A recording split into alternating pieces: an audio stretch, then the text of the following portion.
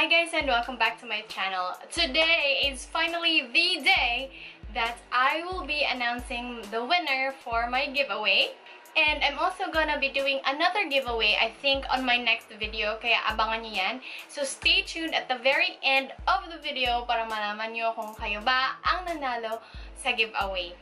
So Halloween is right around the corner, and as you know, if you have seen my post, I have tweaked my blog, and I think that a pink skull Halloween makeup tutorial is very fitting kasi pink naman talaga yung blog ko. So anyway, let us start. This makeup tutorial is going to be very heavy, kaya I have to use a primer, and this is by L'Oreal. This is the True Match Miracle Blur primer.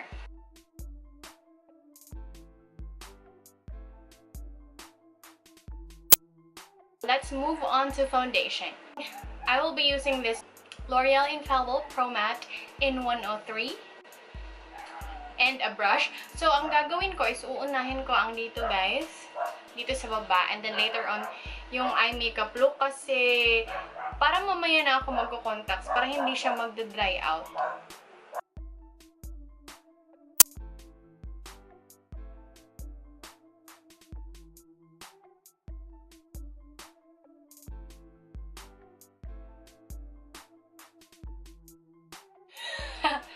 Ito pa lang eh, Halloween na.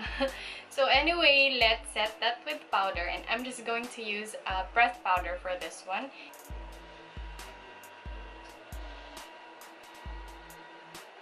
And now we will start drawing.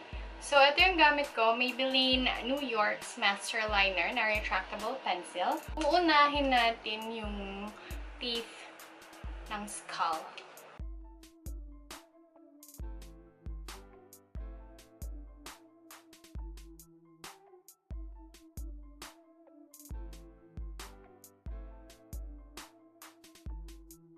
So far, I have that. Now, I will be doing yung parang cheek niya dito.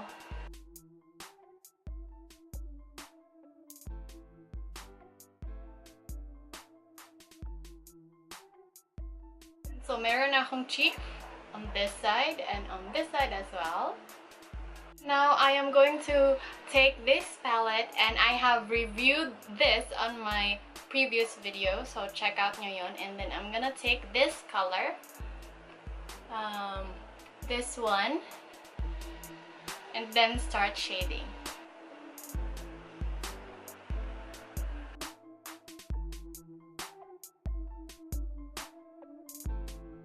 And then I'm gonna take this white, and then ilalagay ko siya sa mga teeth na ginawa natin.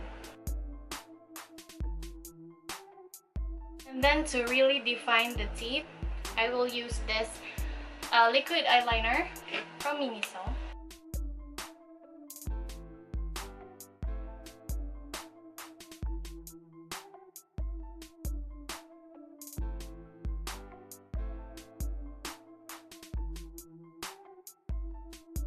Alright, now I'm gonna do shading. So yung in-between sa teeth, so parang roots nila, lalagyan ko ng black and a little bit of pink.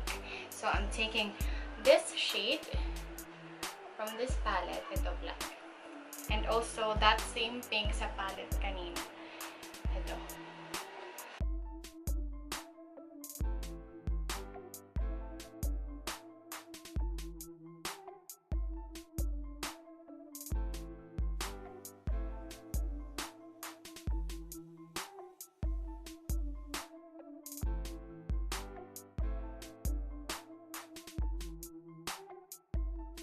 I'm just going back in with my liquid eyeliner and then go over this black here.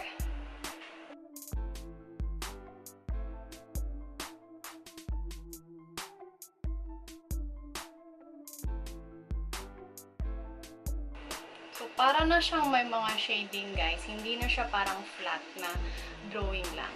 And then I'm gonna take the black again and parang i-close ko lang dito yung part na to.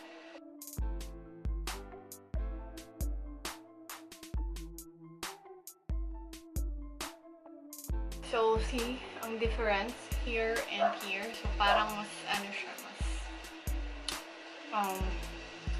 maganda siya. Alright guys, so ayan na yung lower part. Now, let's move on to the eyes. Maglalagay lang ako ng contacts. Now that I have contacts on, let's start with the upper half of the face. And I will be applying again this same foundation with this dense brush.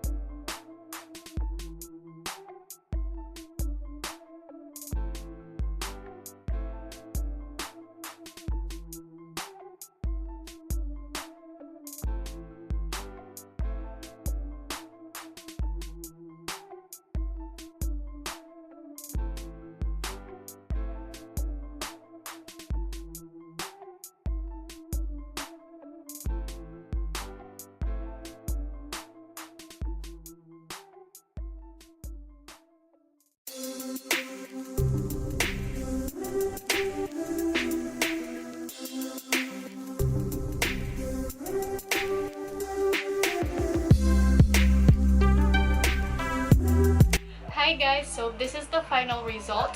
By the way, the winner of the giveaway is... So by the way guys, if you're wondering how I picked out a winner, it is through a random YouTube comment picker. So it's totally random. The winner is picked by that site. So anyway, thank you so much for watching. I hope that you enjoyed this tutorial. If you ever do this tutorial, please do tag me, and I'll see you guys next time. Bye.